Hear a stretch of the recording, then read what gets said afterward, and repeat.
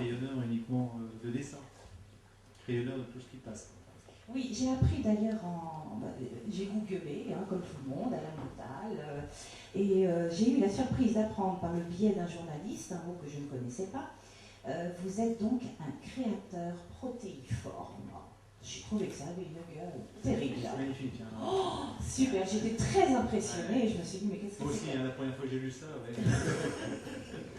ça en jette. Alors, protéiforme, et c'est vrai que cet adjectif vous définit bien, parce qu'on a l'impression que tout vous intéresse. Tout. On vous a présenté comme auteur de bande dessinée.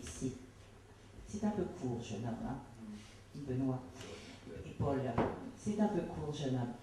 Tout vous intéresse. La bande dessinée, les affiches, le dessin de presse, où vous excellez, le Béla Bartók, donc une bande dessinée qui retrace la vie de Béla Bartók, mais aussi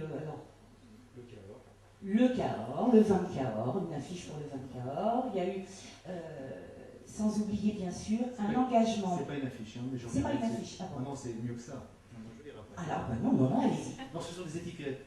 Des étiquettes pour des cuvées spéciales de Cahors, c'est juste une aparté. Hein. Et c'est un deal absolument formidable parce qu'on est quelques auteurs à participer à ce marché. En fait, on est payé en vin. Et c'est le premier ou selon les années, c'est le premier ou le deuxième cru de Cahors. Donc c'est un vin absolument excellentissime, c'est un Cahors de garde extraordinaire. Et on est à peu près une quinzaine de copains auteurs à participer à cette aventure. Pas toutes les années, on est 2 ou 3 par année. Mais quand une année, un autre auteur fait une étiquette, on reçoit 6 bouteilles donc on en reçoit beaucoup, puisqu'on est 15 auteurs. Donc il en reste. Ah oui, ça c'est moins. C'est magnifique. La cervelle, c'est à 1 heure à peu près. Oh bah alors ça va, pas de problème, on s'invite. Mais c'est pas les affiches, c'est pour ça que je voulais le dire. D'accord, entendu. C'était dans le fameux pilote qui a bercé des générations de lecteurs furtifs. On allait acheter pilote le jeudi après-midi en cachette, généralement. On le planquait. On le planquait parce que c'était quand même très mal vu de ne lire que des bandes dessinées. Et donc, Monsieur Goudal, excusez du peu, a vu son premier dessin publié. Vous aviez quel âge? 15 ou 16 ans, je crois, oui. C'était dans le courrier des Dingo Dossiers qui suivait le fameux Dingo Dossier de Gottlieb. Voilà. Grande surprise. Enfin, pas si surpris que ça, parce que j'avais quand même envoyé le dessin, mais je n'étais pas sûr que ça me liait. Et il a été publié. Et par la suite, un copain vous envoie vos dessins à Glenmore.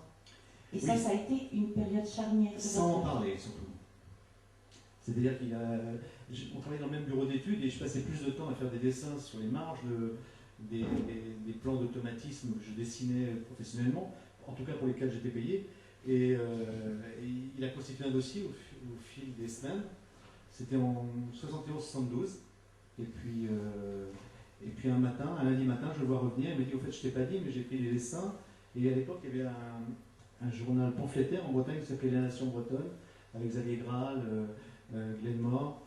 Et il est revenu, j'ai montré tes dessins à Milik, et voilà, Milik il m'a dit, tu commences quand tu veux. Et donc on a mis 3 mois avec ma compagne à se décider à quitter Paris.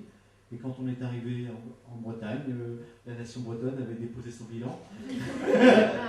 C'est comme ça que l'aventure a commencé. Voilà.